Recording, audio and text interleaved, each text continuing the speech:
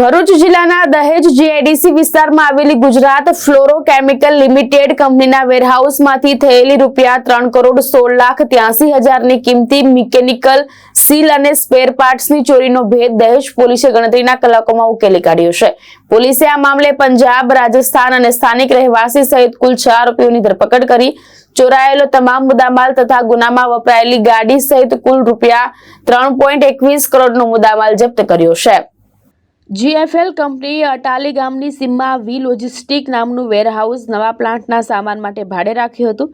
ગત તારીખ 15/4/2026 થી 16/4/2026 દરમિયાન તસ્કરોએ વેરહાઉસનો પાછળનો દરવાજો તોડી અંદર પ્રવેશ કર્યો હતો અને ત્યાંથી ₹15 લાખની કિંમતનું એક એવા 21 નંગ કિંમતી મિકેનિકલ સીલ, ઇન્ડસ્ટ્રીયલ વાલ્વ અને અન્ય સ્પેર પાર્ટ્સની ચોરી કરી ફરાર થઈ ગયા હતા। ઘટનાની ગંભીરતાને જોઈ વડોદરા રેન્જ આઈજી અને ભરૂચ એસપીની સૂચનાથી દહેજ પોલીસ ઇન્સ્પેક્ટર એચ.બી. ઝાલાના માર્ગદર્શન હેઠળ અલગ અલગ ટીમો બનાવી તપાસ શરૂ કરવામાં આવી હતી।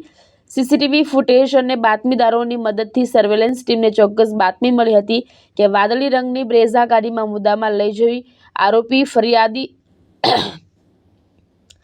ટેક આપુશા લાઇનથી ટેક